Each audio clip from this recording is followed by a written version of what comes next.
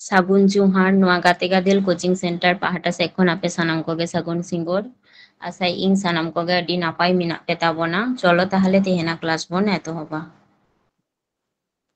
ᱱᱚᱜᱼᱚᱭ ᱡᱮ ᱟᱵᱚ ᱢᱤᱫ ᱥᱛᱷᱟᱱ ᱠᱷᱚᱱ ᱢᱤᱫ ᱡᱟᱭᱜᱟ ᱠᱷᱚᱱ ᱮᱴᱟᱜ ᱡᱟᱭᱜᱟ ᱪᱟᱞᱟᱜ ᱠᱟᱱᱟ ᱵᱚᱱ, ᱱᱚᱣᱟ ᱡᱚᱱᱱᱮ ᱟᱵᱚ অন্তত আবো জলপথ তেহᱚᱸ ᱵᱚᱱ ᱪᱟᱞᱟᱣ ᱫᱟᱲᱮᱭᱟᱜᱼᱟ ᱵᱟ রেল পথ তেহᱚᱸ ᱵᱚᱱ ᱪᱟᱞᱟᱣ ᱫᱟᱲᱮᱭᱟᱜᱼᱟ ᱵᱟ সড়ক পথ তেহᱚᱸ ᱵᱚᱱ ᱪᱟᱞᱟᱣ ᱫᱟᱲᱮᱭᱟᱜᱼᱟ বা আবো বিমান পথ তেহᱚᱸ ᱵᱚᱱ যাতায়াত ᱫᱟᱲᱮᱭᱟᱜᱼᱟ। ᱚᱱᱟ ᱠᱚ ᱥᱚᱢᱯᱚর্ᱠᱚ ᱜᱮ ᱛᱮᱦᱮᱧ ᱟᱵᱚ ᱵᱟᱰᱟᱭᱟᱵᱚᱱ। ᱱᱚᱰᱮ ᱛᱟᱦᱚᱞᱮ ᱟᱵᱚᱣᱟᱜ ᱢᱤᱫ ᱥᱛᱷᱟᱱ ᱠᱷᱚᱱ ᱮᱴᱟᱜ ᱥᱛᱷᱟᱱ ᱪᱟᱞᱟᱣ ᱨᱮᱱᱟᱜ ᱱᱚᱜᱼᱚᱭ ᱡᱮᱢᱚᱱ ᱟᱵᱚ ᱯᱩᱱᱭᱟ ᱢᱟᱫᱽᱫᱷᱚᱢ ᱢᱮᱱᱟᱜ ᱛᱟᱵᱚᱱᱟ। ᱱᱚᱰᱮ ᱡᱮᱢᱚᱱ ᱥᱚᱲᱚᱠ ᱯᱚথ ᱢᱮᱱᱟᱜ ᱛᱟᱵᱚᱱᱟ, রেল পথ, জলপথ, বিমান পথ।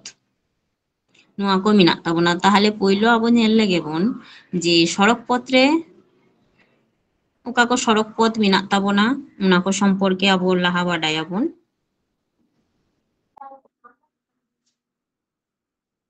ᱱᱚᱰᱮ ᱡᱮᱢᱚᱱ ᱵᱷᱟᱨᱚᱛ ᱨᱮᱱᱟᱜ ᱟᱵᱚ ᱵᱷᱟᱨᱚᱛ ᱨᱮ ᱥᱚᱲᱚᱠ ᱯᱚথ ᱨᱮᱱᱟᱜ ᱥᱨᱮᱱᱤ ᱵᱤᱵᱷᱟᱜᱽ ᱠᱚ ᱡᱩᱫᱤ ᱟᱵᱚ ᱧᱮᱞᱟᱵᱚᱱ তাহলে ᱟᱵᱚ ᱧᱮᱞᱟᱵᱚᱱ ᱡᱮ সড়ক পথ ᱫᱚ তুরুই গᱚᱴᱮᱡ হাটিং তে হাটিং ᱠᱟᱱᱟ। ᱡᱟᱦᱟᱸ সোনালী চতুর্ভুজ মেনাᱜᱼᱟ, তারপরে জাতীয় সড়ক পথ যাহা, রাজ্য সড়ক পথ, জেলা সড়ক পথ আর গ্রাম্য সড়ক পথ যাহা আর সীমান্তবর্তী সড়ক পথ। লাহা আবো সোনালী চতুর্ভুজ চেক কানা ওনা সম্পর্কে বাডায়াবন।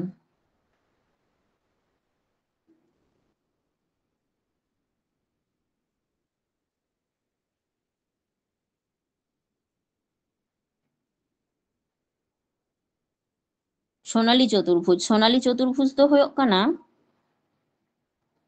ᱡᱟᱦᱟᱸ ᱢᱮᱱᱫᱟᱭ ᱡᱮ ᱵᱷᱟᱨᱚᱛ ᱨᱮᱱᱟᱜ ᱡᱟᱦᱟᱸ ᱯᱨᱚᱫᱷᱟᱱ ᱢᱮᱴᱨᱳ ᱥᱚᱦᱚᱨ যেমন দিল্লি নডে মেনাᱜ তাবনা, দিল্লি উত্তর যাহা কলকাতা, মুম্বাই, তারপরে চেন্নাই, নোয়া কো পুনিয়া শহর যাহা রাস্তা কো দ্বারা যুক্ত ওনাগে মেনদাই যে ওনা যাহা দিল্লি, কলকাতা, মুম্বাই, চেন্নাই যাহা কো সড়ক পথ দিয়ে যুক্ত ওনা রিনাগ যাহা পরিকল্পনা বা যাহা রাস্তা ওনাগে সোনালী চতুর্ভুজ কো মেতাগ কানা। আর নোয়া হয়ক কানা ভারত রিনাগ বৃহত্তম আর বিশ্ব রিনাগ দো পঞ্চম দীর্ঘতম হাইওয়ে প্রকল্প। নোয়া না দৈর্ঘ্য দো হয়ক কানা ৫,৪৮৬ কিমি। আর নোয়া পরিকল্পনা দো তিস চালু লিনা ১৯৯৯ সালে চালু লিনা। আর নোয়া ২০০০ প্রকল্পটি মেনদায় পরিকল্পনা লিদাকো ১৯৯৯ সালে, কিন্তু ২০০১ সাল খন চালু লিনা। আর ২০১২ সালে নোয়া সোনালী চতুর্ভুজ পরিকল্পনা রিনা কামি সম্পন্ন লিনা।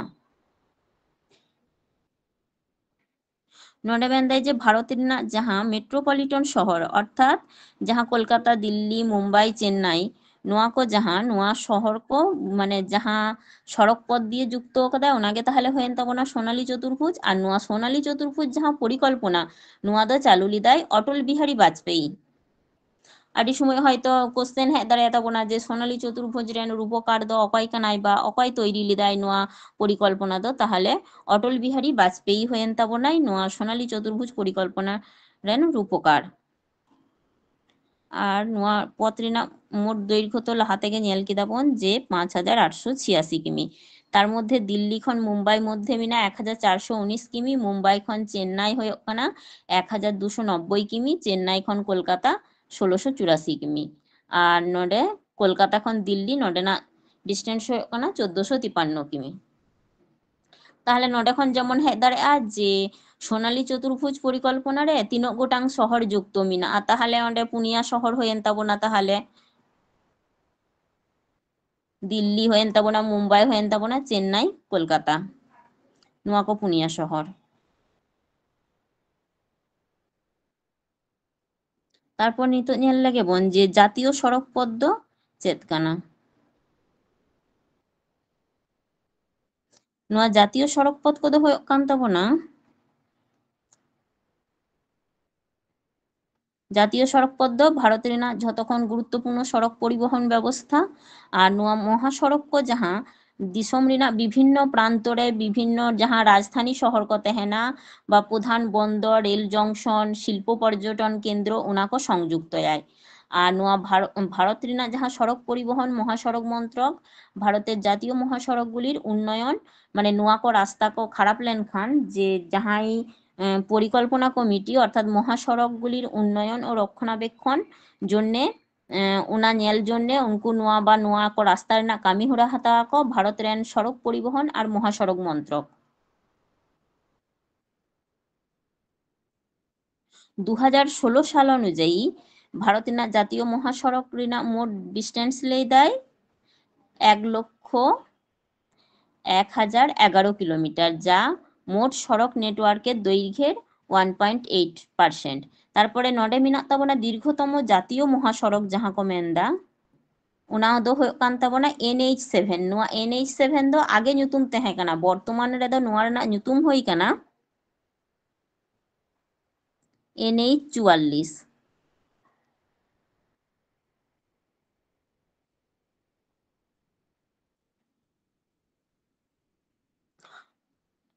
ᱱᱚᱣᱟ দীর্ঘতম, তাহলে ᱱᱚᱣᱟ ᱦᱩᱭᱮᱱ ᱛᱟᱵᱚᱱᱟ ᱟᱵᱚᱣᱟᱜ দীর্ঘতম জাতীয় মহাসড়ক, ᱡᱟᱦᱟᱸ ᱫᱚ ᱞᱟᱦᱟᱛᱮ ᱧᱩᱛᱩᱢ ᱛᱟᱦᱮᱸ ᱠᱟᱱᱟ NH7, ᱱᱤᱛᱚᱜ ᱵᱚᱨᱛᱚᱢᱟᱱ ᱨᱮᱫᱚ ᱚᱱᱟ ᱨᱮᱱᱟᱜ ᱧᱩᱛᱩᱢ ᱦᱩᱭᱩᱜ ᱠᱟᱱᱟ NH44, ᱡᱟᱦᱟᱸ ᱫᱚ ᱩᱛᱛᱚᱨ ᱯᱨᱚᱫᱮশ ᱨᱮᱱᱟᱜ বারাণসী ᱠᱷᱚᱱ তামিলনাড়ু ᱨᱮᱱᱟᱜ কন্যাকুমারী পর্যন্ত বিস্তৃত, আর ᱱᱚᱣᱟ ᱨᱮᱱᱟᱜ ᱰᱤᱥᱴᱮন্স ᱦᱩᱭᱩᱜ ᱠᱟᱱᱟ 2369 কিমি।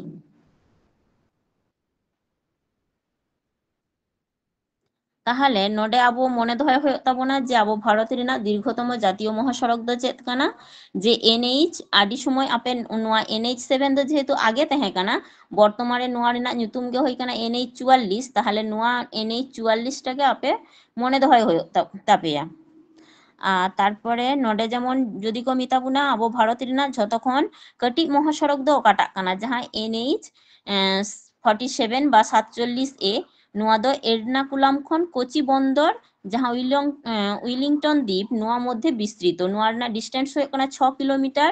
তারপর নডে মেনদাই গুরুত্বপূর্ণ এক্সপ্রেসওয়ে যাহা মুম্বাই পুনে রোড, কলকাতা দমদম বিমানবন্দর সড়ক, তারপরে দুর্গাপুর কলকাতা যাহা সড়ক, নোয়া যাহা মেন আবো হাইওয়ে যাহা বন মিতাক কানা। তারপরে দিল্লি আর আগ্রা মধ্যে যাহা যমুনা এক্সপ্রেস হাইওয়ে যাহা ওনা। তারপর আবো ᱧᱮᱞ ᱞᱮᱜᱮ ᱵᱚᱱ যে রাজ্য মহাসড়ক ওকা ᱠᱚ ᱠᱟᱱ ᱛᱟᱵᱚᱱᱟ। ᱱᱚᱣᱟ ᱫᱚ বিভিন্ন রাজ্য মহাসড়ক কদো যে রাজ্য মহাসড়ক দ এমন যাহা রাস্তা ওনা দ রাজ্য রিনাক যাহা গুরুত্বপূর্ণ শহর বা জেলা সদর শহর যাহা ওনা কো দপ্তর কো যুক্ত যায়। আর জাতীয় মহাসড়ক বা প্রতিবেশী রাজ্য যাহা মহাসড়ক সঙ্গে যুক্ত ওনা কো রাজ্য মহাসড়ক। নোয়া রাজ্য মহাসড়ক রিনাক মানে 2016 সাল না হিসাব অনুযায়ী নোয়া রেনাক ডিস্টেন্স হয়ে কানা 1,76,166 কিমি। তারপর মিনাক তাবনা জেলা সড়ক। জেলা সড়ক দ হয়ে কানা আবুয়াক যাহা 23টি যেমন আবুয়াক নির্দিষ্ট মিটান জেলা মিনা, প্রত্যেকটি ইয়ে রিনাক গে উনকা মানে রাজ্য রিনাক গে আলাদা জেলা কো মিনা উনকা গে মেনদায় ওনা জেলা আর তালুক সদর দপ্তর যাহা কো ওনা রাজ্য মহাসড়ক সঙ্গে নোয়া যাহা জেলা সড়ক নোয়া কো সংযুক্ত আয়। আর নোয়া 2016 সাল অনুযায়ী নডেনাক মোট দৈর্ঘ্য হয়ে কানা 5,61,940 কিমি।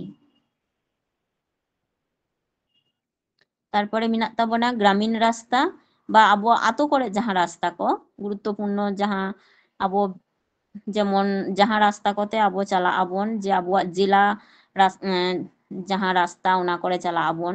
যেমন গ্রামীণ সড়ক যোগাযোগ মেনদায় গ্রামীণ উন্নয়ন যাহা ওনার নোয়া রাস্তা কদো ওনার মেনদায় যে গ্রামীণ উন্নয়ন যাহা আবুয়াক আতো করে যাহা কো রাস্তা তেহেনা যে আবুয়াক মিদ জায়গা খন আবো ইটাক জায়গা চালা আবন উনকাগে নডে মেনদায় বিভিন্ন আতো কো সংযুক্ত আয় বা আতো শোরে যাহা শহর কো মিনা ওনা কো সংযুক্ত আয়। আর নোয়া কো রাস্তা দ সংরক্ষণাবেক্ষণ জন্যে রক্ষণাবেক্ষণ দায়িত্ব রে তেহেনা কো আবুয়াক গ্রাম পঞ্চায়েত কো যাহা উনকো। 2016 সাল অনুযায়ী ভারত রেনাক গ্রামীণ রাস্তা না মোট দৈর্ঘ্য হয়ে কানা 39,35,337 কিমি। নডে মেনদায় গ্রামীণ রাস্তা কো যাহা পঞ্চায়েত রাস্তা কো নিয়ে গঠিত নোয়া পঞ্চায়েত রাস্তা কো মধ্যে মেনদায় জেলা পরিষদ, পঞ্চায়েত সমিতি, গ্রাম পঞ্চায়েত, তারপরে প্রধানমন্ত্রী গ্রামীণ সড়ক যোজনা যাহা দ সংক্ষেপে বন মিতাক কানা PMGSY। আর রাস্তা রাজ্য নোয়া তারপরে PWD যাহা নোয়া কো রাস্তা দিয়ে নির্মিত বা নুকু ওনা গ্রামীণ রাস্তা করে না রক্ষণাবেক্ষণ রেনাক দায়িত্ব রে তেহেনা কো। তারপর আবুয়া মুচোদ হয়ে কান তাবনা সীমান্তবর্তী যাহা সড়ক পথ ওনা। সীমান্তবর্তী সীমান্তবর্তী সড়কপথ ᱫᱚ ᱚᱠᱟ ᱠᱟᱱᱟ? ᱢᱮᱱᱫᱟᱭ ᱡᱮ ᱟন্তর্জাতিক সীমানা বরাবর ᱡᱟᱦᱟᱸ রাস্তা ᱠᱚ ᱛᱟᱦᱮᱱ ᱛᱟᱵᱚᱱᱟ মূলত দিসম ᱨᱮᱱᱟᱜ নিরাপত্তা, সীমান্ত অঞ্চল ᱨᱮᱱᱟᱜ উন্নয়ন আর যোগাযোগ ব্যবস্থা ᱠᱚ উন্নত জন্য ᱱᱚᱣᱟ সীমান্তবর্তী রাস্তা বা সড়ক পথ ᱠᱚ নির্মাণ ᱠᱟᱱᱟ। ᱱᱚᱰᱮ ᱢᱮᱱᱫᱟᱭ এশিয়া প্যাসিফিকের অর্থনৈতিক ও সামাজিক কমিশন বা ইএসসিএপি এর সাথে একটি চুক্তির আওতায় বিশ্ব ব্যাংকের সহায়তায় এই মহাসড়কগুলি অর্থাৎ সীমান্তবর্তী সড়কপথ ᱡᱟᱦᱟᱸ ᱱᱚᱣᱟ ᱠᱚ নির্মাণ ᱠᱟᱱᱟ। ᱱᱚᱣᱟ সড়কপথ ᱠᱚ ᱢᱮᱱᱫᱟᱭ ভারত ᱨᱮᱱᱟᱜ গুরুত্বপূর্ণ মহাসড়ক যেমন পাকিস্তান, নেপাল, ভুটান, বাংলাদেশ, মায়ানমার ᱱᱚᱣᱟ ᱡᱟᱦᱟᱸ প্রতিবেশী দিসম ᱱᱚᱣᱟ ᱠᱚ দিᱥᱚᱢ ᱥᱚᱸᱜᱮ ᱱᱚᱣᱟ আন্তর্জাতিক মহাসড়ক ᱠᱚᱫᱚ যুক্ত ᱢᱮᱱᱟᱜᱼᱟ। আর ভারত ᱨᱮᱱᱟᱜ ᱡᱷᱚᱛᱚᱠᱷᱚᱱ ঘন সড়ক নেটওয়ার্ক উত্তরাঞ্চলীয় সমভূমি ᱨᱮ ᱡᱟᱦᱟᱸ রাস্তা তৈরি তুলনামূলকভাবে সহজ ᱚᱱᱟ ᱠᱚᱨᱮ ᱱᱚᱣᱟ ᱧᱮᱞᱚᱜᱼᱟ। পাহাড়ি অঞ্চলে রাস্তা তৈরি মানে অᱸᱰᱮ ᱫᱚ ᱢᱮᱱᱫᱟᱭ ᱱᱚᱣᱟ রাস্তা ᱠᱚ তৈরি আᱹᱰᱤ কঠিন তো সেই জন্য রাস্তা ᱨᱮᱱᱟᱜ ঘনত্ব কেরালারে যতক্ষণ বেশি লেই দেয় আর জম্মু কাশ্মীরে তো যতক্ষণ কম। তারপরে সীমান্তবর্তী এলাকায় কৌশলগতভাবে গুরুত্বপূর্ণ এই রাস্তাগুলি বর্ডার্স রোড বা অর্গানাইজেশন এগুলি নির্মাণ ও রক্ষণাবেক্ষণ করে। যেমন যাহা করে পাহাড়ি অঞ্চলরে যদি ᱚᱸᱰᱮ ᱫᱚ ᱨᱟᱥᱛᱟ ᱱᱤᱨᱢᱟণ ᱵᱟᱝ ᱜᱟᱱᱚᱜᱼᱟ ᱚᱱᱮᱠ ᱥᱚᱢᱚᱭ ᱧᱮᱞᱟᱯᱮ ᱨᱳᱯওয়ে সিস্টেম ᱛᱟᱦᱮᱱ ᱜᱮᱭᱟ ᱡᱮ কারেন্ট সিস্টেম তে ᱚᱱᱟ ᱡᱟᱦᱟᱸ ᱞᱮᱠᱟ ᱛᱟᱦᱮᱱᱟ ᱡᱮ ᱢᱤᱫ স্থান ᱠᱷᱚᱱ ᱮᱴᱟᱜ স্থান ᱨᱳᱯওয়ে মাধ্যম তে চালাᱜ ᱟᱠᱚ। ᱱᱚᱰᱮ ᱢᱮᱱᱫᱟᱭ 1960 সালে উত্তর পূর্ব সীমান্ত এলাকা যা কৌশলগত গুরুত্ব রাস্তাগুলির উন্নয়নের জন্য প্রতিষ্ঠিত হয়েছিল। বর্ডার্স রোড অর্গানাইজেশন লাদাখের চণ্ডীগড় এবং লেহকে সংযুক্ত করে বিশ্বের সর্বোচ্চ সড়ক নির্মাণ করেছে। এই সড়কটি গড়ে 4270 মিটার উচ্চতায় অবস্থিত। তাহলে আবো ভারত ᱨᱮᱱᱟᱜ ᱡᱟᱦᱟᱸ রাস্তা ᱠᱚ ᱚᱱᱟ ᱠᱚ ᱟᱵᱚ ᱛᱩᱨᱩᱭ ᱜᱚᱴᱮᱡ ᱦᱟᱹᱴᱤᱧ ᱠᱮᱫᱟ ᱵᱚᱱ। যেমন সোনালী চতুর্ভুজ ᱦᱩᱭᱮᱱ ᱛᱟᱵᱚᱱᱟ, জাতীয় মহাসড়ক, রাজ্য মহাসড়ক, জেলা মহাসড়ক, গ্রামীণ রাস্তা আর নোয়া সীমান্তবর্তী যাহা মহাসড়ক নোয়া কো ᱦᱩᱭᱮᱱ ᱛᱟᱵᱚᱱᱟ। নিতোগ ᱫᱚ ᱟᱵᱚ ᱧᱮᱞᱟᱵᱚᱱ যে বিমান পথ যাহা নোয়া বিমান পথ ᱱᱚᱰᱮ ᱢᱮᱱᱫᱟᱭ ᱡᱮ ᱡᱷᱚᱛᱚᱠᱷᱚᱱ ᱱᱚᱣᱟ ᱛᱮᱫᱚ ᱟᱵᱚ মানে দ্রুততম চালাও দাঁড়ায় আবন তবে ব্যয় সাপেক্ষ আধুনিক এবং আরামদায়ক পরিবহনের মাধ্যম। বিমান পরিবহন জাতীয়, আঞ্চলিক, আন্তর্জাতিক পর্যায়ে যোগাযোগ সহজতর করে। এটি উঁচু পাহাড় এবং বালুকাময় মরুভূমির মতো কঠিন ভূখণ্ডগুলিকে সংযুক্ত করে অ্যাক্সেস যোগ্যতাকে সহজ করেছে। মেনদায় যাত্রী, মালবাহী, ডাক পরিবহন যত রকম গে নডে মানে কুড়াও গানোয়া। তারপরে মেনদায় যখন আবহাওয়া জরুরি অবস্থা অর্থাৎ বন্যা, মহামারী যাহা করে হয়তো যুদ্ধ চালাক কানা বা প্রাকৃতিক বা মনুষ্য সৃষ্ট জাহানা দুর্যোগ বা বিপর্যয় হই না উন সময় দ নোয়া বিমান মাধ্যম পরিবহন গে উন সময় দ গুরুত্বপূর্ণ ভূমিকা পালনায়। 1911 সালে 18 ফেব্রুয়ারি হেনরি পিকেট এলাহাবাদ থেকে নৈনিতে একটি ডাক বহনের মাধ্যমে ভারতে বিমান পরিবহন শুরু হয়। তাহলে আবো ভারতের প্রথম বিমান পরিবহন শুরু লিনা 1911 সালের 18 ফেব্রুয়ারি। 1953 সালের মেনদায় দেশে চালু থাকা 8টি বিভিন্ন বিমান সংস্থা জাতীয়করণ করা হয়। অভ্যন্তরীণ বিমান সংস্থাগুলি একটি দেশের সীমানার মধ্যে বিমান চালায় এবং আন্তর্জাতিক বিমান সংস্থাগুলি বিশ্বের প্রধান শহরগুলিকে সংযুক্ত করে। নডে যেমন বিভিন্ন বিমান সংস্থা কো হয়ে ওখানে ইন্ডিয়ান এয়ারলাইন্স, এয়ার ইন্ডিয়া হলো ভারত সরকারের পরিচালিত দুটি বিমান সংস্থা। তাহলে ভারত সরকার পরিচালিত বাড়িয়া বিমান সংস্থা হয়ে ওখানে ইন্ডিয়া এয়ারলাইন্স আর এয়ার ইন্ডিয়া। নডে মেন্ডে ইন্ডিয়ান এয়ারলাইন্স অভ্যন্তরীণ বিমা পরিষেবা প্রদান করে এবং এয়ার ইন্ডিয়া আন্তর্জাতিক বিমান পরিষেবা প্রদান করে। আবো ভারত রে মেন্দায় বর্তমানে 30টি খন বেশি আন্তর্জাতিক বিমানবন্দর মিনা। এই বিমানবন্দরগুলি দেশের বিভিন্ন রাজ্যে ছড়িয়ে রয়েছে। আবো দিসম রিনা বিভিন্ন রাজ্যরে মিনা আন্তর্জাতিক বিমান চলাচলের ক্ষেত্রে গুরুত্বপূর্ণ ভূমিকা পালন করে। তাহলে চলো আবহাওয়া যাহা 30টি আবো মেন কিদাবন যে আন্তর্জাতিক বিমানবন্দর মিনা ওনা 30টি আন্তর্জাতিক বিমানবন্দর ñel লেগেবন। আডি সময় আবহাওয়া এক্সাম করে হিজুক গিয়া হয়তো কোনো বিমানবন্দর রিনা ñutum এম কিদাকো দিয়ে কো লেয়া যে নোয়া দো ওকারে অবস্থিত ওনা ক্ষেত্রে আবো বাডাই দহ হয়ে তাবনা। নডে যেমন ইন্দিরা গান্ধী আন্তর্জাতিক বিমানবন্দর নোয়া দো দিল্লি রে মিনা। ছত্রপতি শিবাজী মহারাজ আন্তর্জাতিক বিমানবন্দর নোয়া দো মহারাষ্ট্র। নেতাজি সুভাষ চন্দ্র বসু আন্তর্জাতিক বিমানবন্দর পশ্চিমবঙ্গ কলকাতা।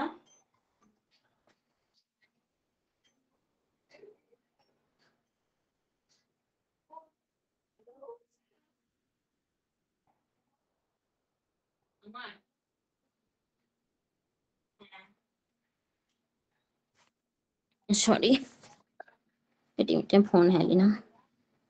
চলো তারপর নডে যেমন কেম্পেগৌড়া আন্তর্জাতিক বিমানবন্দর ᱱᱚᱣᱟ ᱢᱮᱱᱟᱜ ᱛᱟᱵᱚᱱᱟ ᱠᱚᱨᱱᱟᱴᱚᱠ ᱨᱮ। চেন্নাই আন্তর্জাতিক বিমানবন্দর ᱱᱚᱣᱟ যেমন তামিলনাড়ু। তারপর রাজীব গান্ধী আন্তর্জাতিক বিমানবন্দর তেলেঙ্গানা। সর্দার বল্লভভাই প্যাটেল আন্তর্জাতিক বিমানবন্দর গুজরাট। কোচিন আন্তর্জাতিক বিমানবন্দর কেরালা। তারপরে ত্রিবান্দাম আন্তর্জাতিক বিমানবন্দর ᱱᱚᱣᱟ ᱦᱚᱸ কেরালা রে মেনাᱜᱼᱟ। তারপরে নডে যেমন দাবলিম আন্তর্জাতিক বিমানবন্দর ᱱᱚᱣᱟ মেনাᱜ তাবনা গোয়া রে। মানোহর আন্তর্জাতিক বিমানবন্দর ᱱᱚᱣᱟ ᱦᱚᱸ গোয়া রে। তারপর বিজয়ওয়াড়া আন্তর্জাতিক বিমানবন্দর ᱱᱚᱣᱟ মেনাᱜ তাবনা অন্ধ্রপ্রদেশ রে। তারপরে কান্নুর আন্তর্জাতিক বিমানবন্দর কেরালা। বিজয় নগরম আন্তর্জাতিক বিমানবন্দর ᱱᱚᱣᱟ মেনাᱜ তাবনা অন্ধ্রপ্রদেশ রে। তারপর লোকপ্রিয় গোপীনাথ বারদৌলি আন্তর্জাতিক বিমানবন্দর ᱱᱚᱣᱟ মেনাᱜ তাবনা গুয়াহাটি আসাম রে। তারপরে বাবা সাহেব আম্বেদকর আন্তর্জাতিক বিমানবন্দর ᱱᱚᱣᱟ মেনাᱜ তাবনা মহারাষ্ট্র রেনাᱜ নাগপুর রে।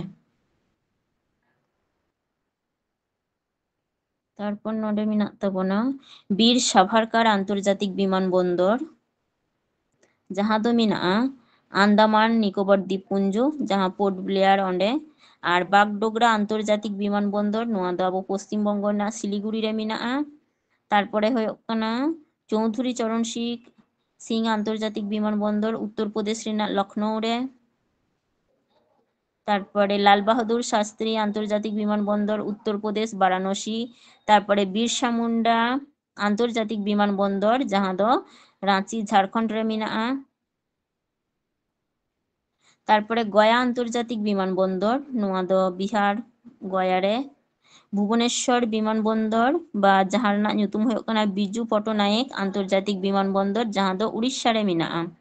শ্রী গুরু রামদাস জি আন্তর্জাতিক বিমানবন্দর ᱚᱱᱟ ᱫᱚ পাঞ্জাব রেনাᱜ অমৃতসর রে। তারপরে ᱦᱩᱭᱩᱜ ᱠᱟᱱ ᱛᱟᱵᱚᱱᱟ দ্রুকপত্রীয় আন্তর্জাতিক বিমানবন্দর মিজোরাম আইজল। আর শ্রীনগর আন্তর্জাতিক বিমানবন্দর মেনাᱜᱼᱟ জম্মু কাশ্মীর। লেহ কুশোক বকুলা রিম্পোচে বিমানবন্দর মেনাᱜᱼᱟ লাদাখ রে। জয়প্রকাশ নারায়ণ আন্তর্জাতিক বিমানবন্দর মেনাᱜᱼᱟ বিহার রেনাᱜ পাটনা রে।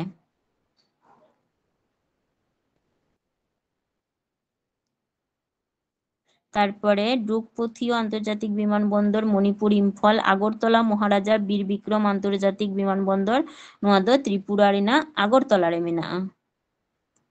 তারপর নডে দিল্লি রেনাᱜ ᱡᱟᱦᱟᱸ ইন্দিরা গান্ধী আন্তর্জাতিক বিমানবন্দর ᱱᱚᱣᱟ ᱜᱮ ᱦᱩᱭᱩᱜ ᱠᱟᱱᱟ ভারত রেনাᱜ বৃহত্তম বিমানবন্দর আর ব্যস্ততম। কেরালা রেনাᱜ কোচিন আন্তর্জাতিক বিমানবন্দর ᱦᱩᱭᱩᱜ ᱠᱟᱱᱟ ᱱᱚᱣᱟ বিশ্ব রেনাᱜ প্রথম সৌরচালিত বিমানবন্দর।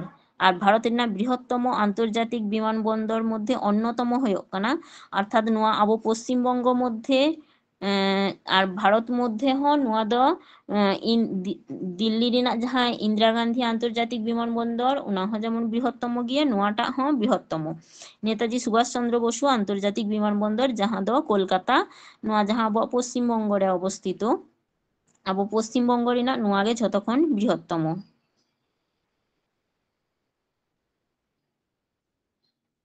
তারপর নডে মেনদাই যে ভারত রেনাᱜ সর্বোচ্চ বিমানবন্দর অর্থাৎ ঝতক্ষণ উঁচু রে যাহা বিমানবন্দর মেনাᱜᱼᱟ ᱚᱱᱟ ᱫᱚ ᱦᱩᱭᱩᱜ ᱠᱟᱱᱟ বাকুলা রিম্পোচে বিমানবন্দর ᱡᱟᱦᱟᱸ ᱫᱚ জম্মু কাশ্মীর রেনাᱜ লেহ রে মেনাᱜᱼᱟ।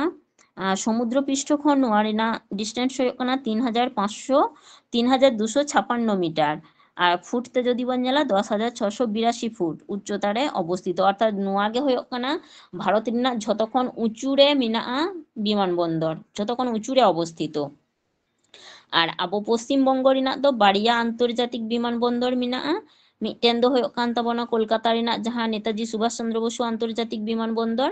আর আর মিᱫᱴᱮᱱ ᱫᱚ ᱦᱩᱭᱩᱜ ᱠᱟᱱ ᱛᱟᱵᱚᱱᱟ ᱵᱟᱜᱰᱳᱜরা ᱡᱟᱦᱟᱸ আন্তর্জাতিক বিমানবন্দর। তারপরে আরো আবহাওয়া যাহা বিমানবন্দর মেনাᱜᱼᱟ, ᱡᱟᱦᱟᱸ কাজী নজরুল ইসলাম বিমানবন্দর, ᱡᱟᱦᱟᱸ ᱫᱚ মেনাᱜ ᱛᱟᱵᱚᱱᱟ দুর্গাপুর বিমানবন্দর নামে ᱦᱚᱸ পরিচিত, ᱡᱟᱦᱟᱸ ᱫᱚ পশ্চিম বর্ধমান ᱨᱮᱱᱟᱜ ᱚᱱᱰᱟᱞ ᱨᱮ মেনাᱜᱼᱟ। ᱱᱚᱣᱟ ᱫᱚ ᱦᱩᱭᱩᱜ ᱠᱟᱱᱟ অভ্যন্তরীণ বিমানবন্দর মধ্যে মিᱫᱴᱮᱱ। ᱱᱚᱣᱟ ᱫᱚ ᱜᱚᱴᱷᱚᱱ ᱞᱮᱱᱟ 2013 সাল ᱨᱮᱱᱟᱜ 19 সেপ্টেম্বর। আনুষ্ঠানিকভাবে ᱱᱚᱣᱟ ᱫᱚ উদ্বোধন ᱞᱮᱫᱟ ᱠᱚ। হয়তো কোনো সময় আবো মেᱛᱟᱜ ᱵᱚᱱᱟ ᱠᱚ ᱡᱮ ᱟᱵᱚᱣᱟᱜ ᱱᱚᱣᱟ পশ্চিম বর্ধমান জেলারে চᱮᱫ মানে অᱸᱰᱮᱱᱟᱜ বিমানবন্দর ᱨᱮᱱᱟᱜ ᱧᱩᱛᱩᱢ ᱪᱮᱫ, ᱩᱱᱫᱚ ᱛᱟᱦᱚᱞᱮ কাজী নজরুল ইসলাম বিমানবন্দর। এছাড়া আরো বাড়িয়া মেনাᱜᱼᱟ। নোয়া যেমন কাজী নজরুল ইসলাম বিমানবন্দর যেমন এখনো চালু মেনাᱜᱼᱟ, কিন্তু নোয়া বালুরঘাট বিমানবন্দর আর যাহা কোচবিহার বিমানবন্দর নোয়া কিন্তু চালু বানুᱜᱼᱟ সেরকম ভাবে। বর্তমানে নোয়া ᱫᱚ মানে বন্ধ লেখাগে অবস্থা। তারপর রেলপথ। ভারতীয় রেল ব্যবস্থা ᱨᱮᱱᱟᱜ ᱢᱮᱱᱫᱟᱭ অভ্যন্তরীণ পরিবহন ᱨᱮᱱᱟᱜ প্রধান ধমনী বা প্রধান যাহা বন ᱞᱟᱹᱭ ᱫᱟᱲᱮᱭᱟᱜᱼᱟ। রেলপথ মেন্দায় মালবাহী যাত্রীবাহী যত ক্ষেত্রে গে বা বিভিন্ন রকম জিনিস কো মি স্থান খন এটা স্থান ইদি জন্যে আবো রেলপথ আদি মানে আদি ভাগে ওনাখন। যেমন আবো মেন্দায় যে ভূপৃষ্ঠের পরিবহন ব্যবস্থার মেরুদণ্ড হিসাব তেহঁ বিবেচনা গানোয়া নোয়া রেলপথ। আর বিভিন্ন জায়গা রেন হর একত্রিত কুয়ায় বা বাণিজ্য পর্যটন শিক্ষা ইত্যাদি ক্ষেত্রে হন নোয়া গুরুত্বপূর্ণ ভূমিকা পালনায়।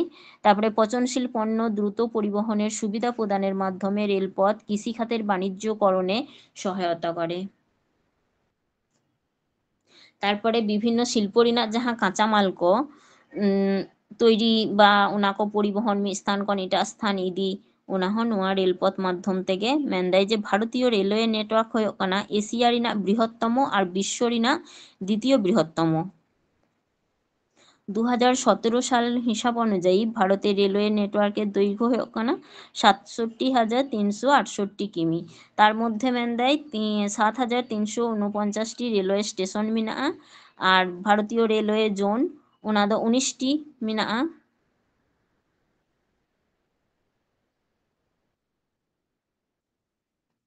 যেমন ওনা রেলওয়ে জোন করিনাᱜ ᱧᱩᱛᱩᱢ ᱠᱚ ᱠᱟᱹᱴᱤᱡ ᱵᱚᱱ ᱧᱮᱞ ᱞᱮᱜᱮ। ᱱᱚᱰᱮ ᱡᱮᱢᱚᱱ উত্তর রেল ওয়ে জোন ᱡᱟᱦᱟᱸ ᱨᱮᱱᱟᱜ সদর দপ্তর ᱫᱚ ᱦᱩᱭᱩᱜ ᱠᱟᱱ ᱛᱟᱵᱚᱱᱟ দিল্লি। পূর্ব রেলওয়ে জোন ওনা ᱫᱚ কলকাতা। পূর্ব মধ্য রেলওয়ে জোন হাজিপুর। দক্ষিণ রেলওয়ে জোন যাহা দো চেন্নাই। দক্ষিণ পূর্ব দো কলকাতা। তারপরে দক্ষিণ মধ্য রেল নোয়া দো সেকেন্দ্রাবাদ। উত্তর পূর্ব সীমান্ত রেল মালগাঁও। তারপরে পশ্চিম রেল যাহা নোয়ানা সদর দপ্তর দো মুম্বাই। উত্তর পশ্চিম রেল ওনা রেনাᱜ দো যোধপুর। আর দক্ষিণ পশ্চিম রেল ওনা রেনাᱜ দো ᱦᱩᱭᱩᱜ ᱠᱟᱱᱟ হুগলি। তারপরে মধ্য রেল নোয়া দো ᱦᱩᱭᱩᱜ ᱠᱟᱱᱟ মুম্বাই। তারপরে পূর্ব উপকূল রেল যাহা ভুবনেশ্বর। পশ্চিম মধ্য রেল জব্বলপুর। আর দক্ষিণ পূর্ব মধ্য রেল যাহা দো ভোপাল। আর দক্ষিণ উপকূল রেল যাহা বিশাখাপত্তনম রে মেনাᱜᱼᱟ। আর উত্তর পূর্ব রেল যাহা বারলি। তারপরে কলকাতা মেট্রো যাহার সদর দপ্তর দো কলকাতা গে। তারপরে ᱦᱩᱭᱩᱜ ᱠᱟᱱᱟ পশ্চিম রেল মুম্বাই সদর দপ্তর। আর কোঙ্কন রেলওয়ে যাহা দো নাভি মুম্বাই ওঁᱰᱮ। ᱱᱚᱰᱮ ᱡᱮᱢᱚᱱ ᱵᱷᱟᱨᱚᱛᱤᱭᱚ রেল ᱨᱮᱱᱟᱜ যাত্রা শুরু ᱞᱮᱱᱟ 1853 সাল রে। মুম্বাই খন থানে পর্যন্ত নোয়া প্রথম রেলপথ চালু লেনা। নোয়া যেমন আবো নডে ইম্পর্টেন্ট মেনাᱜ তাবোনা যে ভারত রে প্রথম তিস রেলপথ চালু লেনা তাহলে 1953 সাল রে মুম্বাই খন থানে। আর রেলপথ রেন জনক দবন মেতাই কানা লর্ড ডালহৌসি। তারপরে নডে মেন্দায় ভারতীয় রেলপথ রেনাᱜ ᱡᱟᱦᱟᱸ ᱱᱚᱰᱮ ᱴᱨᱮᱠ ᱨᱮᱱᱟᱜ ᱯᱨᱚᱥᱛᱚ ᱨᱮᱱᱟᱜ ᱵᱷᱤত্তিᱛᱮ ᱵᱷᱟᱨᱚᱛᱤᱭᱚ রেলপথ ᱠᱚ ᱢᱮᱱᱫᱟᱭ ᱱᱚᱰᱮ broad gauge metre gauge narrow gauge আর মিটার প্রস্থ রেনাᱜ লাইট গেজ। আডি সময় নোয়া নডেনাᱜ ᱡᱟᱦᱟᱸ নোয়া মধ্যে ᱡᱟᱦᱟᱸ ডিস্টেন্স ᱠᱚ ᱛᱟᱦᱮᱱᱟ যেমন ᱱᱚᱰᱮ ব্রড গেজ রে ᱡᱟᱦᱟᱸ ᱱᱚᱰᱮ ᱫᱚ 1.676 মিটার। তারপরে আর ᱡᱟᱦᱟᱸ পুরোপুরি মিটার ᱛᱟᱦᱮᱱᱟ ᱚᱱᱟ ᱫᱚ মিটার গেজ ᱠᱚ ᱢᱮᱛᱟᱜ ᱠᱟᱱᱟ। আর ন্যারো গেজ ᱨᱮᱫᱚ 0 অর্থাৎ 0.762 অর্থাৎ 1 মিটার খন কম नोड़े दो तहन कना और जहाँ मीटर पोस्थ लाइट गेज नुआ हो 610 0.610 मीटर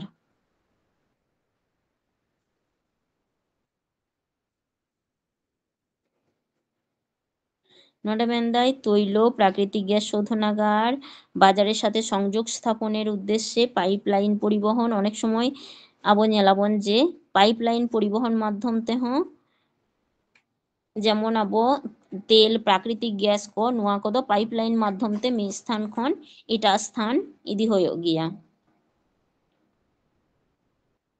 तारपरे नोडे कठिन पदार्थ जेमन स्लारी रूपान्तरित करे पाइपलाइनेर माध्यमेও परिवहन करा जेते पारे যাহারে মেন্দায় যে পাইপলাইন স্থাপন মাধ্যমতে যাহা কয় দিদা প্রাথমিক খরচ বেশি পারা কিন্তু পরিচালনা খরচ দ কম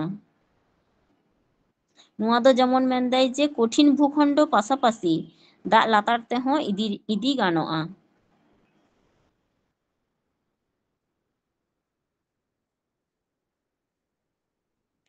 नोडे जेमन आसाम खन कानपुर पर्यन्त तैलक्षेत्र जहाँ गुजराटेर ना सालाया थेके पांजाबेर जलंधर पर्यन्त और गुजराटेर ना हाजिरा थेके उत्तर प्रदेशेर जगदीशपुर पर्यन्त गैस पाइपलाइन हलो देशेर 3टी गुरुत्वपूर्ण बृहत् पाइपलाइन नेटवर्क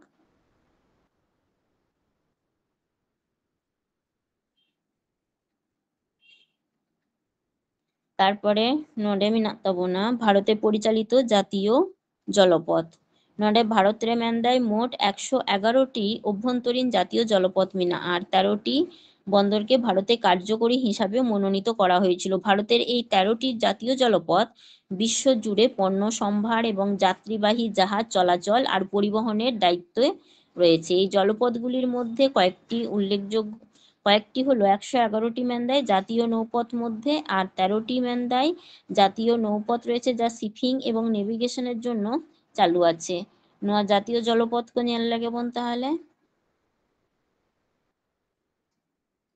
জাতীয় জলপথ 1 যদি বন ᱧᱮᱞᱟ নোয়া ᱫᱚ গঙ্গা ভাগীরথী নই মধ্যে মেনাᱜᱼᱟ হুগলি নদী ব্যবস্থা যাহা হলদিয়া খন এলাহাবাদ তারপরে নডে জাতীয় জলপথ 2 ব্রহ্মপুত্র নয় যাহা ধুবড়ি খন সাদিয়া তারপরে নডে জাতীয় জলপথ 3 পশ্চিম উপকূল খাল যাহা কোট্টাপুরম খন কোল্লাম চম্পাকারা খন শিল্পমন্ডল যাহা ওনা তারপর ন্যাশনাল ওয়াটারওয়ে বা জলপথ যাহা 4 ওনা ᱫᱚ ᱦᱩᱭᱩᱜ ᱠᱟᱱᱟ ফেজ কৃষ্ণা নই রিনা বিজয়ওয়াড়া থেকে মুক্তিয়াল পর্যন্ত প্রসারিত তারপরে জাতীয় জলপথ 10 নোয়া দ আম্বা নই রে মহারাষ্ট্র তারপরে জাতীয় জলপথ 83 নোয়া ᱦᱩᱭᱩᱜ ᱠᱟᱱᱟ রাজপুরি ক্রিক তারপরে জাতীয় জলপথ 85 যাহা রেভান্ডা ক্রিক খন কুণ্ডলিকা নদী ব্যবস্থা অন্ডে পর্যন্ত নোয়া রিনা বিস্তার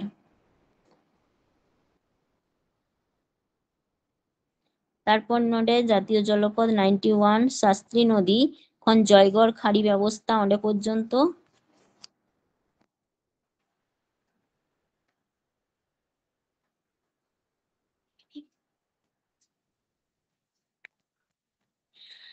তারপর মেনাᱜ ᱛᱟᱵᱚᱱᱟ জাতীয় জলপথ 68 মান্ডোভি খন উশগাঁও সেতু খন আরব সাগর পর্যন্ত নোয়া রেনাᱜ বিস্তার নোয়া রেনাᱜ ডিস্টেন্স হয়ে কানা 41 কিলোমিটার তারপর জাতীয় জলপথ 11 অর্থাৎ 111 জুয়ারি খন সানভোডেম ব্রিজ খন মারমুগাঁও বন্দর যাহা দো 50 কিলোমিটার পর্যন্ত বিস্তৃত আর জাতীয় জলপথ 73 নোয়া দো নর্মদা নই মধ্যে মেনাᱜᱼᱟ তারপরে জাতীয় জলপথ 100 নোয়া দো তাপ্তি নদী যাহা দো 436 কিমি দৈর্ঘ্য তাপি নদী ব্যবস্থা সঙ্গে সম্পর্কিত আর ওনা রাজ্য কদ হয়ে কানা গুজরাট মহারাষ্ট্র তারপর জাতীয় জলপথ যাহা সুন্দরবন নামখানা যাহা জলপথ নামখানা থেকে পশ্চিমবঙ্গের আথার বাঙ্কি খাল অন্ডে পর্যন্ত নডে মেন্দায় দীর্ঘতম জাতীয় জলপথ দ হয়ে কানা যাহা জলপথ 1 যাহা দ গঙ্গা ভাগীরথী হুগলি নদী ব্যবস্থা যাহা দ উত্তরপ্রদেশ রিনা প্রয়াগরাজ খন পশ্চিমবঙ্গ রিনা যাহা হলদিয়া পর্যন্ত বিস্তৃত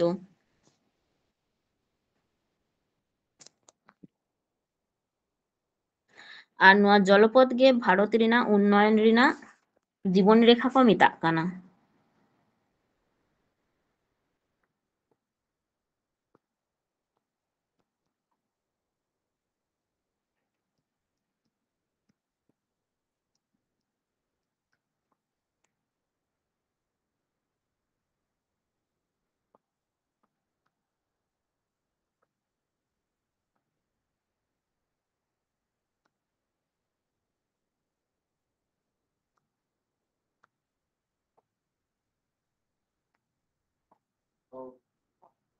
জলপথ ᱜᱮ। তারপর নোডে আবো ᱧᱮᱞᱟᱵᱚᱱ যোগাযোগ ব্যবস্থা বা কমিউনিকেশন সিস্টেম। নোডে ᱢᱮᱱᱫᱟᱭ ᱡᱮ যোগাযোগ ব্যবস্থা ᱫᱚ ᱚᱱᱟ ᱜᱮᱵᱚᱱ বোঝাᱜᱼᱟ যে মিটেন হর সঙ্গে যাহা কথাবার্তা ᱨᱮᱱᱟᱜ পারস্পরিক আদান প্রদান বা মিটেন গুরুত্বপূর্ণ পরিষেবামূলক কামি, ᱡᱟᱦᱟᱸ ᱫᱚ ᱤᱝᱨᱟᱡᱤᱛᱮ যোগাযোগ ব্যবস্থা ᱫᱚ কমিউনিকেশন ᱵᱚᱱ ᱢᱮᱛᱟᱜ ᱠᱟᱱᱟ, ᱡᱟᱦᱟᱸ ᱨᱮᱱᱟᱜ উৎপত্তি ᱦᱩᱭ ᱠᱟᱱᱟ ল্যাটিন শব্দ কমিউনিকেয়ার, অর্থাৎ অংশীদার হওয়া বা করা, এই ধরনের গঠিত একটি সংগঠিত আদান প্রদান, এই ব্যবস্থাকে যোগাযোগ ব্যবস্থা বলে। নডে ᱢᱮᱱᱫᱟᱭ যে যোগাযোগ ব্যবস্থা না প্রধান মাধ্যম ᱫᱚ ᱯᱮᱭᱟ, ইন্টারনেট, ইমেল আর সেলফোন নোয়া। কম্পিউটার মাধ্যমতে যেমন যোগাযোগ ব্যবস্থা, নডে ᱢᱮᱱᱫᱟᱭ কম্পিউটার ᱫᱚ ᱦᱩᱭᱩᱜ ᱠᱟᱱᱟ বিশেষ ধরনের ᱨᱮᱱᱟᱜ বৈদ্যুতিন যন্ত্র ᱡᱟᱦᱟᱸ মাধ্যমতে বর্তমান যুগরে যোগাযোগ ব্যবস্থা ᱨᱮᱱᱟᱜ প্রভূত উন্নতি সাধন হই কানা। তারপর ইলেকট্রনিক মেল বা ইমেল যাহা বন মেতাগ কানা ওনা। ইন্টারনেট ব্যবস্থার মাধ্যমে বিশ্বের যে কোনো প্রান্তে অত্যন্ত দ্রুত গতিতে যোগাযোগ স্থাপন করা যাচ্ছে। হয় যে আবো যেমন ইন্টারনেট মাধ্যম থেকে হয় যেমন আপে মিনাক পিয়া এটাᱜ জায়গা রে ইᱧ ᱦᱚᱸ এটাᱜ জায়গা রে মিনিᱧᱟ, কিন্তু আবো ইন্টারনেট মাধ্যম থেকে হয় যেমন ক্লাস পরিচালনা দাড়েᱭᱟᱜ ᱠᱟᱱᱟ ᱵᱚᱱ সুষ্ঠু ভাবে।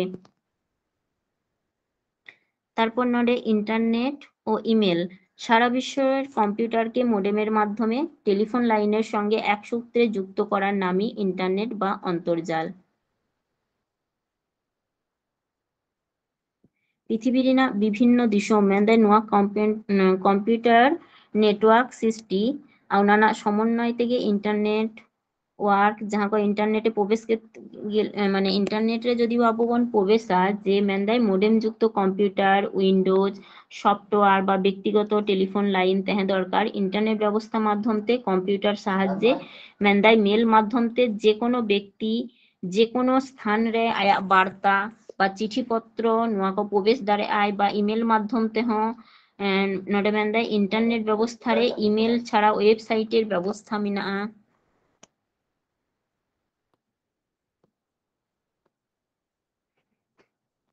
নোডে যেমন ᱢᱮᱱᱫᱟᱭ 1971 সালে প্রথম ইমেল ব্যবস্থা চালু লিনা। নোয়া ইমেল মানে ইন্টারনেট ব্যবস্থা মাধ্যম থেকে যদি আবো বন ᱧᱮᱞᱟ যে বিভিন্ন রকম শিক্ষা আবোয়াগ পড়াও সংক্রান্ত বা চিকিৎসা সংক্রান্ত বিভিন্ন রাজনৈতিক বা জাহানাᱜ গে আবো সার্চ দাবন, সার্চ কাতে আবো ওনা সম্পর্কে বাডাই দাড়েᱜ কানা বন। তারপরে আবো ইন্টারনেট নোয়া পরিষেবা মাধ্যম থেকে আবো চিকই দাবন যে রেল রে বিমান রে না টিকিট সংরক্ষণ আবো অনলাইন মাধ্যম তে আবো আবেদন দাড়েᱜ কানা বন বা ওনা মাধ্যম তে আবো বিভিন্ন রকম পরিষেবা আবো ᱧᱟᱢ দাবন। তারপর নডে মোবাইল বা সেলুলার ফোন যদি আবো বন ᱧᱮᱞᱟ নোয়া দো ᱢᱮᱱᱫᱟᱭ মিটেন তারবিহীন যোগাযোগ ব্যবস্থা কানা, যাহা মোবাইল বা সেলুলার ফোন আবিষ্কৃত হওয়ার ফলে যোগাযোগ ব্যবস্থার উন্নয়ন আরো এগিয়ে গেছে। নেটওয়ার্কের মাধ্যমে মোবাইলের সাহায্যে পৃথিবীর না যে কোনো প্রান্তরে আবো যাহা রেগে হড় কো তাহেᱸ ᱦᱚᱪᱚᱱ উনকু সঙ্গে যোগাযোগ দাড়েᱜ কানা বন। প্রযুক্তিবিদ্যা রেনাᱜ যাহা উন্নত পরিষেবা যুক্ত কানা ওনা সম্বন্ধে যেমন নডে যেমন SMS short message service SMS বন কোল দাড়েᱜ কানা। অনেক সময় যেমন এসএমএস রেনাᱜ পুরো কথা ᱧᱩᱨᱩ দাড়েᱭᱟᱜᱼᱟ, নোয়া আবো বাডাই দᱚᱦᱚᱭ ᱦᱩᱭᱩᱜ ᱛᱟᱵᱚᱱᱟ। তারপর এমএমএস রেনাᱜ পুরো কথা হᱩᱭᱩᱜ ᱠᱟᱱᱟ মাল্টিমিডিয়া মেসেজ সার্ভিস। তারপর ইন্টারনেট যোগাযোগ বা মিদ স্থান ᱠᱷᱚᱱ ᱮᱴᱟᱜ স্থান রে ছবি আদান প্রদান। রেডিও মাধ্যম তে আবো বিভিন্ন স্থান রে চিকই দাবন যে অন্ডেনাᱜ খবর কো বাডাই দাড়েᱜ কানা বন। ক্যামেরা তারপরে নডে আবার এসপিএস এর সুবিধা থাকায় তথ্যের জন্য আদান প্রদান ছাড়াও ভূপৃষ্ঠের যে কোনো স্থানের ভৌগোলিক অবস্থান উচ্চতা ওনা কো সম্পর্কে আবো বাডাই দাবন। এছাড়া বিভিন্ন রকম অ্যাপ মেনাᱜ তাবোনা। ᱡᱮᱢᱚᱱ ᱟᱵᱚ ᱯᱷᱮᱥᱵᱩᱠ ᱵᱟ ᱴᱮᱞᱤᱜᱨᱟᱢ ᱱᱚᱣᱟ ᱠᱚ ᱡᱮᱢᱚᱱ ᱵᱤᱵᱷᱤᱱᱱᱚ ᱨᱚᱠᱚᱢ ᱮᱯ ᱠᱟᱱ ᱛᱟᱵᱚᱱᱟ, ᱱᱚᱣᱟ ᱠᱚ ᱢᱟᱫᱽᱫᱷᱚᱢ ᱛᱮ ᱵᱤᱵᱷᱤᱱᱱᱚ ᱛᱚᱛᱛᱷᱚ ᱧᱟᱢᱟᱵᱚᱱ। ᱛᱟᱨᱯᱚᱨᱮ ᱱᱚᱰᱮ ᱡᱩᱫᱤ ᱧᱮᱞᱟᱵᱚᱱ, ᱱᱚᱰᱮ ᱢᱮᱱᱫᱟᱭ ᱰᱟᱠ ᱵᱮᱵᱚᱥථᱟ ᱡᱟᱦᱟᱸ, ᱱᱚᱣᱟ ᱫᱚ ᱦᱩᱭᱩᱜ ᱠᱟᱱᱟ ᱡᱷᱚᱛᱚ ᱠᱷᱚᱱ ᱯᱨᱟᱪীᱱ ᱯᱚদ্ধতি। চীন রে খ্রিস্টপূর্ব 900 সাল সময় নয়া ব্যবস্থা প্রথম চালু লিনা, আর আবো ভারত রে দো 1766 সাল রে নয়া ডাক ব্যবস্থা শুরু লিনা। বর্তমান রে দো স্পিড পোস্ট, স্যাটেলাইট পোস্ট, তারপরে এক্সপ্রেস পোস্ট, বিজনেস বা মিডিয়া পোস্ট নয়া কো মাধ্যম তে আধুনিক ডাক ব্যবস্থা চালু কানা। তারপরে টেলিফোন, টেলিফোন দো হুয়ুগ কানা তারের সাহায্যে সংযুক্ত এই ব্যবস্থায় পৃথিবীর দুই প্রান্তের মানুষ কথোপকথনের মাধ্যমে যোগাযোগ রক্ষা করে। 1857 সালে আলেকজান্ডার গ্রাহাম বেল নোয়া যন্ত্র আবিষ্কার লিদায় টেলিফোন যাহা। আর আবো ভারতের তো প্রথম টেলিফোন পরিষেবা হেলিনা ভারত না কলকাতারে 1881 খন 82 সাল বা খ্রিস্টাব্দরে।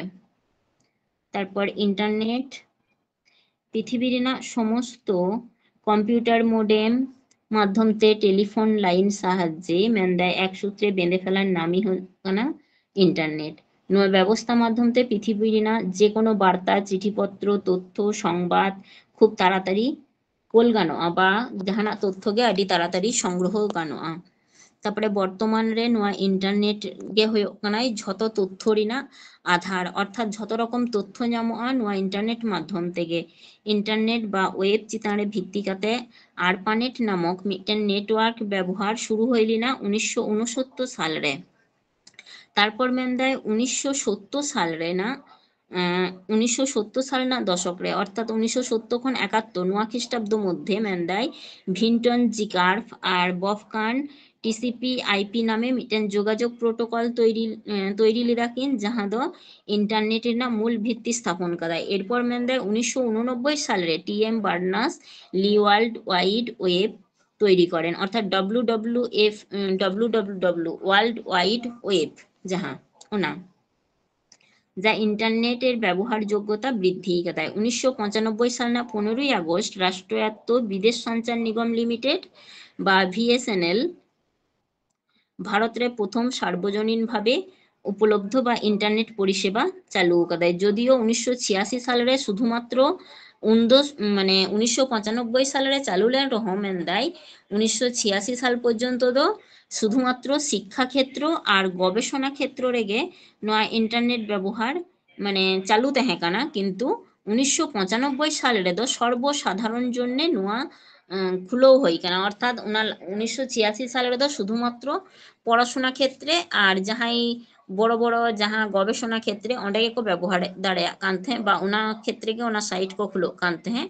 তারপর 1995 সাল খন দো ঝত হড় গে নোয়া ইন্টারনেট রিনা সুবিধা বা অঁᱰᱮ খন ঝত রকম জিনিস আকো বাডাই দাঁড়ায় আকো ওনা পরিষেবা চালু রিনা।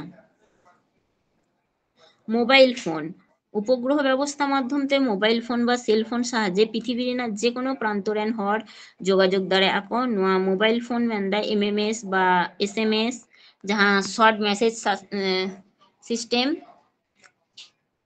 বর্তমানে মেন্দায় পৃথিবীর সব থেকে বেশি সংখ্যক মানুষ মোবাইল ফোনের মাধ্যমে যোগাযোগ করে।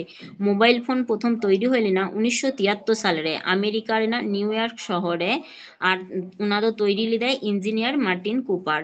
আর উনিকে কই মিতাই কানা মোবাইল ফোন রেন জনক, তাহলে মোবাইল ফোন রেন জনক দো হয়ে কানাই মার্টিন কুপার।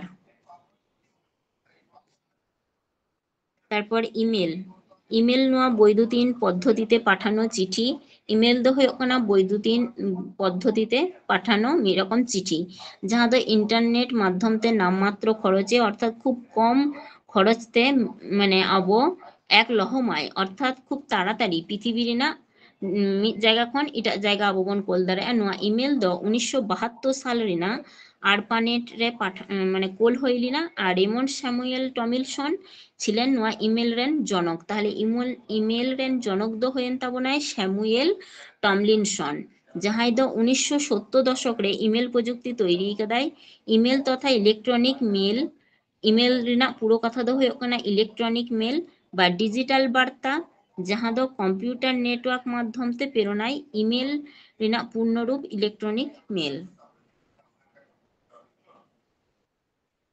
এছাড়া অন্যান্য মেনদাই নডে যেমন টেলিক্স টেলিফ্যাক্স ভিডিও কনফারেন্সিং বেতার সংবাদপত্র অন্যান্য মাধ্যম তেহᱚᱸ ᱦᱚᱲ ᱮᱴᱟᱜ ᱡᱟᱭᱜᱟ ᱨᱮᱱᱟᱜ ᱠᱷᱚᱵᱚᱨ ᱠᱚ ᱧᱟᱢ ᱫᱟ তারপরে মহাকাশ রে পাঠানো কৃত্রিম উপগ্রহ মাধ্যম তেহᱚᱸ আবᱚᱣᱟᱜ যোগাযোগ ব্যবস্থা আরো মসৃণ ᱦᱩᱭᱩᱜ ᱠᱟᱱᱟ তারপর নডে যেমন হোয়াটসঅ্যাপ যদি বন নেলা যাহা আবো হোয়াটসঅ্যাপ ব্যবহার দাবন নোয়া দ প্রতিষ্ঠা করেন অর্থাৎ নোয়া আবিষ্কার প্রথম চালু লিদায় ইয়াহু উনি প্রাক্তন কর্মচারী ব্রায়ান একটান আর জানকম নুকিন বার হর ইয়াহুরেন প্রাক্তন কর্মচারী ব্রায়ান একটান আর জানকুম তারা এই মেসেজিং অ্যাপ্লিকেশনটি তৈরি করেন ফেব্রুয়ারি 2009 সালে তাহলে আবুয়াক নোয়া হোয়াটসঅ্যাপ দ তিস হেজ লেন তাবोना 2009 সালে রে 12 হড় মিলে নোয়া তৈরি লিদাকিন কর্মচারী ব্রায়ান একটান আর জানকুম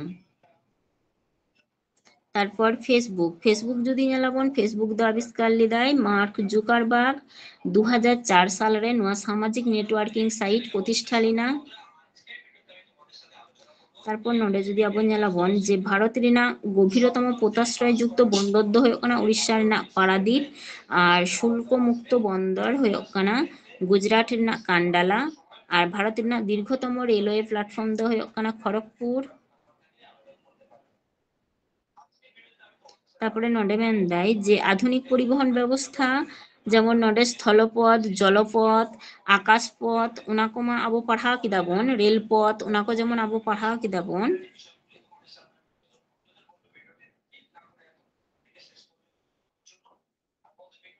নডে তাছাড়া নডে মেন দেয় যে যেমন নলপথ বা পাইপলাইন পথ আর রজ্জু পথ বা রোপওয়ে দ ᱦᱩᱭᱩᱜ ᱠᱟᱱᱟ ᱡᱟᱦᱟᱸ পরিবহন মাধ্যম যাহারে মেন দেয় রাস্তা রেলপথ বা জলপথ তেহᱚᱸ চালাও বাং গানো বা খনি সমৃদ্ধ এলাকা যাহা করে পাহাড়ি অঞ্চল অন্ডে দ মেন দেয় মোটর চালিত তার মাধ্যম থেকে যাতায়াত ওনা রোপওয়ে যাহা বন মেন দা ওনা তারপরে ভারত রে মেন দেয় মেট্রো রেল ব্যবস্থা প্রথম চালু লিনা কলকাতারে 30 চালু লিনা যে 24 অক্টোবর 1984 সাল রে মেট্রো রেল প্রথম চালু লিনা আর নোয়া মেট্রো রেল দ ᱦᱩᱭᱩᱜ ᱠᱟᱱᱟ ভারত রেনাᱜ প্রথম পরিকল্পিত আর কার্যকারী দ্রুত পরিবহন ব্যবস্থা তাহলে ভারত রে না কলকাতারে মেট্রো রেল প্রথম চালু লিনা 1984 সালের রেনাᱜ 24 অক্টোবর তারপর নডে ভারত রেনাᱜ সবচেয়ে দীর্ঘতম জাতীয় সড়ক নয় যাহা লেই কিদাবন যে NH7 ওনা রেনাᱜ গে বর্তমান nyutum ᱦᱩᱭᱩᱜ ᱠᱟᱱᱟ NH44 নোয়া গে ᱦᱩᱭᱩᱜ ᱠᱟᱱᱟ ভারত রেনাᱜ দীর্ঘতম জাতীয় সড়ক যাহা দ শ্রীনগর খন কন্যাকুমারী পর্যন্ত বিস্তৃত তারপর নডে যদি আবো নেলাবন যে টেলিগ্রাম মেসেজিং অ্যাপ যাহা আবো টেলিগ্রাম অ্যাপ বন মেনদা নোয়া দ প্যাভেল দুরভ আর নিকোলাই দুরভ নুকিন বার বুইহা মিলে নোয়া প্রতিষ্ঠা লিদাকিন তিস যে 2013 সাল রে আর ওনা লাহা দ টেলিগ্রাফ আবিষ্কার লিনা স্যামুয়েল মোর্স উনি আবিষ্কার লিদা টেলিগ্রাফ দ আর যাহা টেলিগ্রাম যাহা বন মেনদা নোয়া দ 2013 সাল রে নুকিন পাভেল দুরভ আর নিকোলাই দুরভ নুকিন বার হড় মিলে আবিষ্কার লিদাকিন চলো তাহলে নডে কিছু কোশ্চেন কো আবো নেল লেগে বন নডে যেমন মিনাক তাবনা ভারত রেনাᱜ বৃহত্তম বন্দর দ ওকাটাক কানা মুম্বাই বন্দর চেন্নাই বন্দর হলদিয়া বন্দর কান্ডালা বন্দর তাহলে ওকাটাক ᱦᱩᱭᱩᱜ তাবনা লেই তাবন পে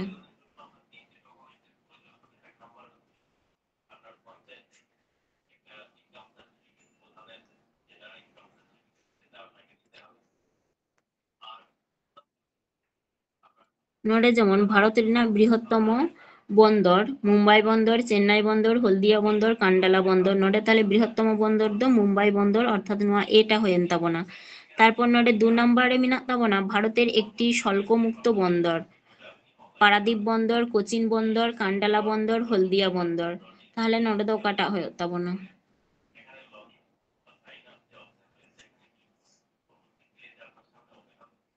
নডে দ ᱦᱩᱭᱩᱜ কান তাবনা তাহলে ভারতের একটি শুল্কমুক্ত বন্দর দ কান্ডালা বন্দর অর্থাৎ নোয়া সি নাম্বার অপশনটা হয়েন তাবনা তারপর নডে 3 নম্বরে মিনাক তাবনা যে খনি অঞ্চল থেকে কিসের মাধ্যমে দ্রব্যাদি পরিবহন করা হয় তাহলে খনি অঞ্চল খন্দ যাহা রোপওয়ে অর্থাৎ নোয়া বি নাম্বার অপশনটা হয়েন তাবনা নোয়া রোপওয়ে তারপর 4 নম্বরে মিনাক তাবনা ভারতে কত খ্রিস্টাব্দে বিমান চলাচল আরম্ভ হয় 1901 খ্রিস্টাব্দ 1911 1921 1931 তাহলে নডের মধ্যে নডে তো তাহলে হয়েন তাবনা ᱱᱚᱣᱟ 1911 খ্রিস্টাব্দ ᱨᱮ ᱡᱟᱦᱟᱸ ᱚᱱᱟ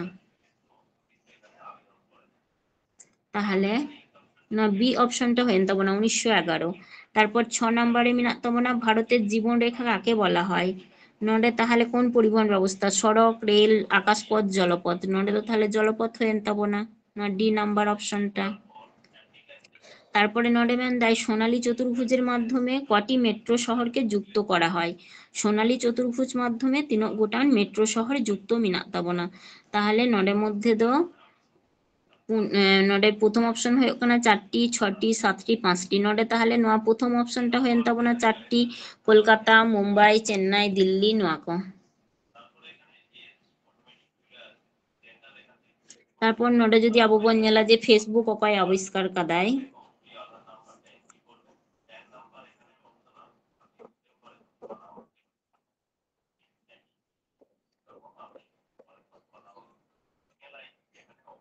নোয়া যেমন মার্ক জুকারবার্গ।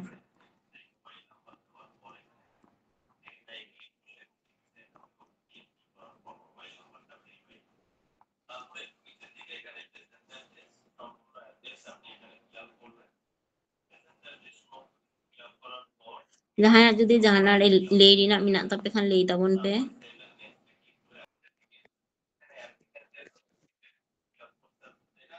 চলো তাহলে তেহেনাᱜ ক্লাস ᱫᱚ ᱱᱚᱰᱮ ᱜᱮ ᱢᱩᱪᱟᱹᱫᱟᱵᱚᱱ।